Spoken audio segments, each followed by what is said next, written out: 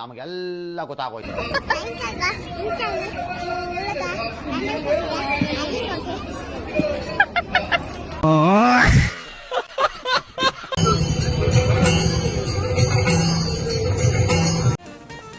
That's my girl.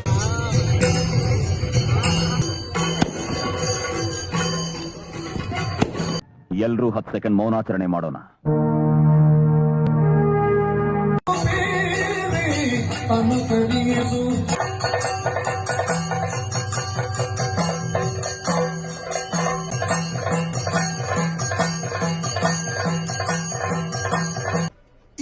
ಇದು actually ಚೆನ್ನಾಗಿರೋದು ಅಷ್ಟೇ. Hi hello guys, welcome back to my YouTube channel.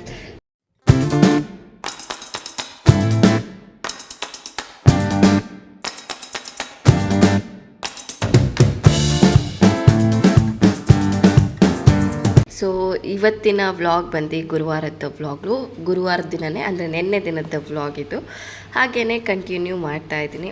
ನಿನ್ನೆ ನನ್ನ ಪೇಮೆಂಟ್ ಬಂದಿರೋದನ್ನ ನಾನು ನಮ್ಮ ರಾಘವೇಂದ್ರ ಸ್ವಾಮಿ ಮಠಕ್ಕೆ ಹೋಗಿ ನನ್ನ ಫಸ್ಟ್ ಪೇಮೆಂಟ್ನ ಇಟ್ಟು ಪೂಜೆ ಮಾಡಿಸಿ, ಮತ್ತು ರಾಯರಿಗೆ ಬೆಲ್ಲದಾರತಿ ಮಾಡಿ, ತುಳಸಿ ಮಾಲೆ ಹಾಕಿ, ಇನ್ನು ಅಲ್ಲಿ ಶನಿದೇವ್ರು ಕೂಡ ಇತ್ತು, ಎಲ್ಲ ಹೋಗಿ ಪೂಜೆ ಮಾಡಿಸ್ಕೊಂಡು ಬಂದೆ.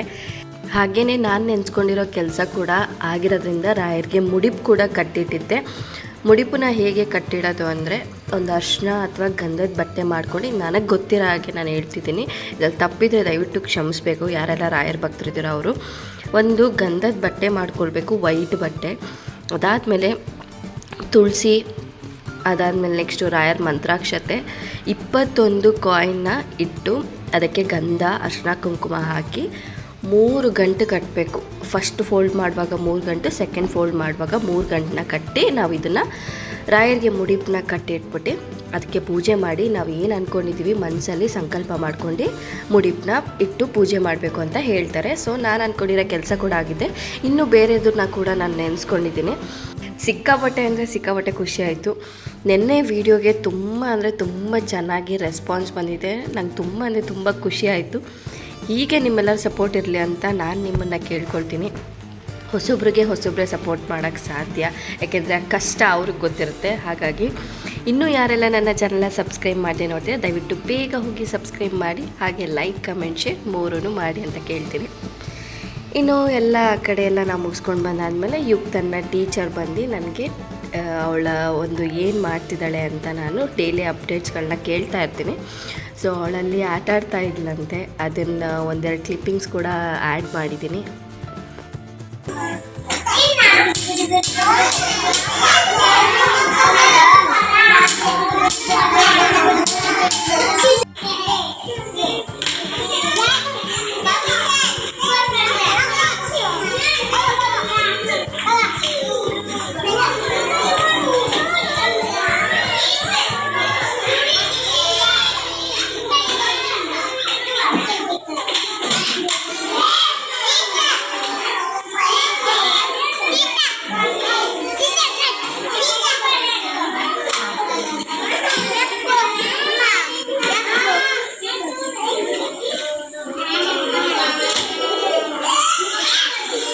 ಹಾಗೆಯೇ ಆಟಾಡಿ ಎಲ್ಲ ಆದಮೇಲೆ ಮಧ್ಯಾಹ್ನ ಊಟ ಕೊಟ್ಟಿದ್ದರು. ಊಟ ಎಲ್ಲ ಮುಗಿಸ್ಕೊಂಡ್ಲು. ಇನ್ನೂ ಒಂದು ನಮ್ಮ ಮಂಗಳೂರಲ್ಲಿರೋರಿಗೆ ಇನ್ನೂ ಒಂದು ನ್ಯೂಸ್ನ ಹೇಳಬೇಕು.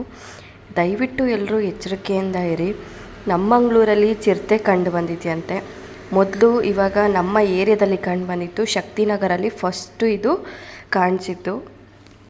ಹಾಗೆಯೇ ಇವಾಗ ಕದ್ರಿ ಹತ್ರ ಡಾಕ್ಟರ್ಸ್ ಕಾಲೋನಿಯಲ್ಲಿ ಏನೋ ಕಾಣಿಸಿ ಬಂದಿದೆ ಅಂತ ಅಂದ್ಬಿಟ್ಟು ಈ CCTV ಫುಟೇಜ್ ನೋಡ್ತಾ ಇದ್ದಾರಲ್ಲ, ಅದರಲ್ಲಿ ಗೊತ್ತಾಗಿದೆ.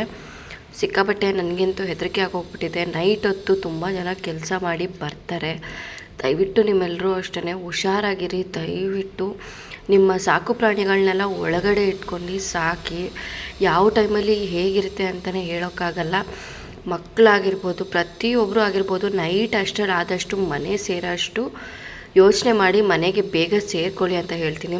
ಯಾಕೆಂದರೆ ಆ ಚಿರತೆನ ಹಿಡಿಯೋವರೆಗೂ ದಯವಿಟ್ಟು ಎಲ್ಲರೂ ಸೇಫಾಗಿರಿ. ಸೊ ಇದೆಲ್ಲ ಆದಮೇಲೆ ಇನ್ನು ನಾವು ತಂದು ಊಟ ಎಲ್ಲ ಮುಗಿಸಿದಾದ್ಮೇಲೆ ಮನೆಗೆ ಕರ್ಕೊಂಡು ಬಂದ್ವಿ.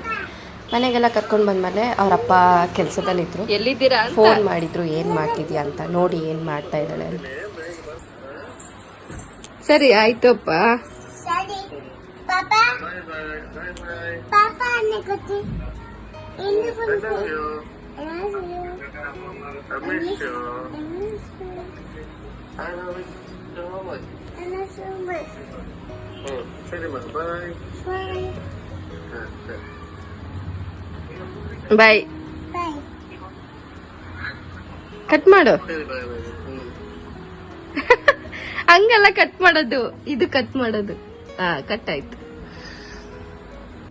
ಇನ್ನು ಸಂಜೆಯಾಗಿ ಯಕ್ಷಗಾನ ನಡೀತಾ ಇತ್ತು ನಮ್ಮ ಮನೆ ಹತ್ರ. ಅಲ್ಲಿಗೆ ಹೋಗೋಣ ಅಂತ ಅಂದ್ಬಿಟ್ಟು ನಾನು, ನಮ್ಮ ಪಕ್ಕದ ಮನೆ ಆಂಟಿ ಎಲ್ಲರೂ ಕೂಡ ಹೊರಟ್ವಿ. ಅಷ್ಟರಲ್ಲಿ ಯುಕ್ತ ನೋಡಿ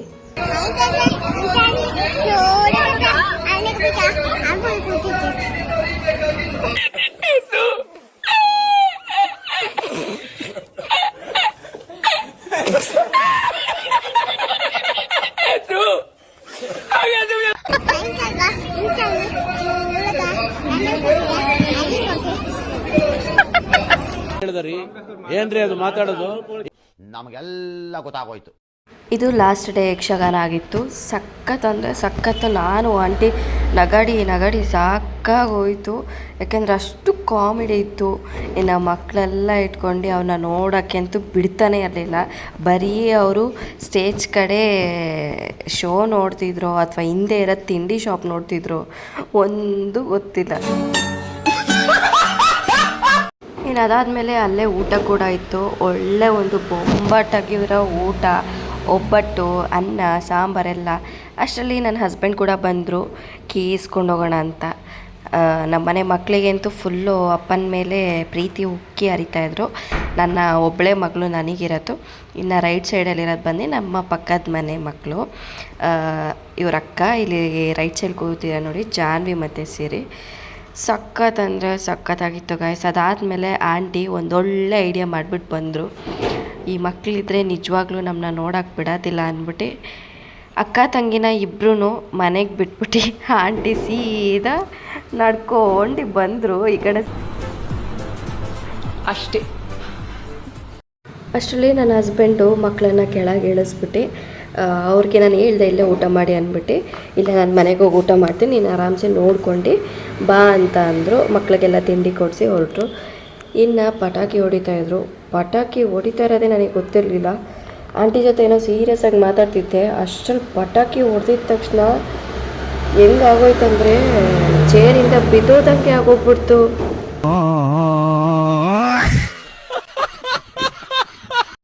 ಅಂದರೂ ನಾನೇನು ಬೀಳಲಿಲ್ಲಪ್ಪ ಚೇರಿಂದ. ದೇವ್ರು ನಿನ್ಗೆ ಒಳ್ಳೇದು ಮಾಡ್ತದ, ನಿನ್ ಜನ್ಮಕ್ಕೆ ಹೋಗೋ.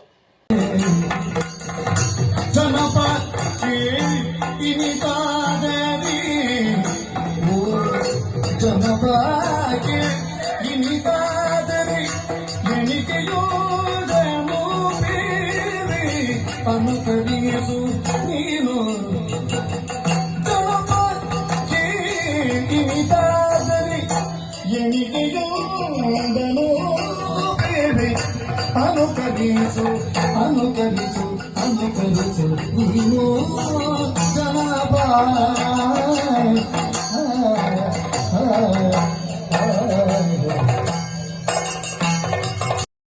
ಅಲ್ಲ ಗಾಯ್ಸ್, ನಾನು ಯೋಚನೆ ಮಾಡೋದು, ಇಷ್ಟು ಚಂದ ನಾಟಕ ನಡೀತಾ ಇದೆ, ಆದರೆ ನಮ್ಮ ಜನ ಎಷ್ಟೊಂದು ಜನ ಅಲ್ಲೇ ನಿದ್ದೆ ಮಾಡಿಬಿಟ್ಟಿದ್ದಾರೆ.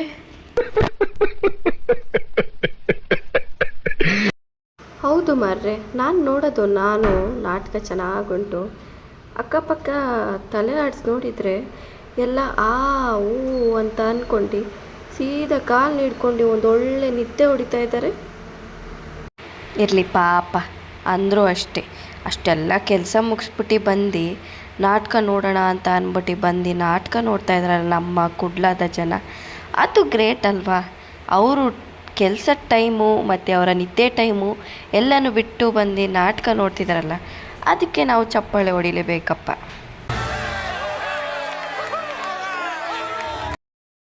ಇನ್ನೂ ಸ್ವಲ್ಪ ಹೊತ್ತು ಹಾಗೆ ನೋಡ್ತಾ ಇದ್ವಿ.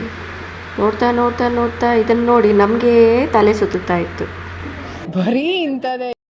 ಅದನ್ನು ನೋಡಿ ತಲೆ ಸುತ್ತಬಾರ್ದಲ್ಲ. ತಲೆ ಸುತ್ತಬಾರ್ದು ಅಂತ ಅಂದರೆ ಬಾಡಿಗೆ ಸ್ವಲ್ಪ ಎನರ್ಜಿ ಬೇಕಲ್ವ. ಹಾಗೆ ನಾವು ಲೇಸ್ದು ಒಂದು ಚರ್ಮುರಿ ತಿನ್ನುವ ಅಂತ ಬಂದ್ವಿ. ಅಲ್ಲಿ ನನ್ನ ಮಗಳು ನೋಡಿದರೆ ಬರೀ ನನಗೆ ಲೇಸ್ ಮಾತ್ರ ಬೇಕು, ಲೇಸ್ ಚರ್ಮುರಿ ಬೇಡ ಅಂತ ಹೇಳಿ ಬಿಸಾಕ್ಬಿಡೋದ. ಇದೆ, ಇಲ್ಲೊಂದು ಸಮಸ್ಯೆ ಖಂಡಿತ ಇದೆ. ಸರಿ ಹೋಗ್ಲಿ ಅಂದ್ಬಿಟ್ಟು ನಾನು ಲೀಲಾಂಟಿ ಮಾತ್ರ ತಗೊಂಡ್ವಿ. ಅಂದರೂ ಅವಳು ಬೊಬ್ಬೆ ಮಾತ್ರ ನಿಲ್ಲಿಲ್ಲ. ನಾವಲ್ಲಿ ಜ್ಯೂಸ್ ತಗೊಳ್ಳುವ ಅಂತ ಅಂದ್ಬಿಟ್ಟು ಲೈಮ್ ಜ್ಯೂಸ್ ತೊಗೊಂಡ್ರೆ ಅದು ಸಹ ನನಗೆ ಬೇಕು ಅಂತ ಹೇಳಿ ಹಠ ಮಾಡಿ ನಿಂತ್ಕೊಂಡ್ಲು. ಯಾಕೆಂದರೆ ನನ್ನ ಹಸ್ಬೆಂಡ್ ಆ ಕಡೆಯಿಂದ ನನಗೆ ಕೋಲ್ ತೊಗೊಂಡು ಬರ್ತಾರೆ ಇವಳಿಗೆ ಶೀತ ಕೆಮ್ಮು ಆದರೆ. ಇನ್ನು ನಮ್ಮ ಲೀಲಕ್ಕನ ಸೈಡ್ ಸ್ಮೈಲ್ ನೋಡಿ ಮಾರ್ರೆ.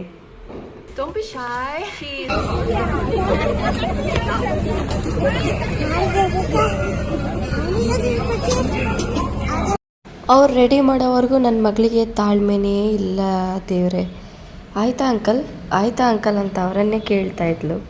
ಅವ್ರಿಗೆ ಸ್ಮೈಲ್ ನೋಡಿ ಅಂಕಲಿಗೆ. ಅಲ್ಲ ಮಾರ್ರೆ, ಅಂಕಲ್ ಇಲ್ಲಿ ಎಷ್ಟು ಚಂದ ಬಿಂಗೋ ಚಿಪ್ಸ್ ಮಾಡಿ ಕೊಡ್ತಾ ಇದ್ದಾರೆ ಚುರುಮುರಿ.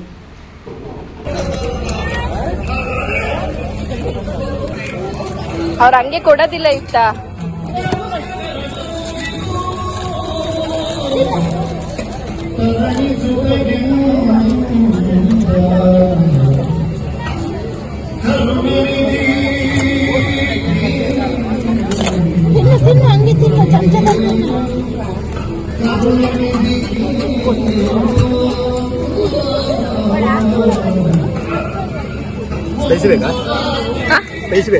ಸ್ವಲ್ಪ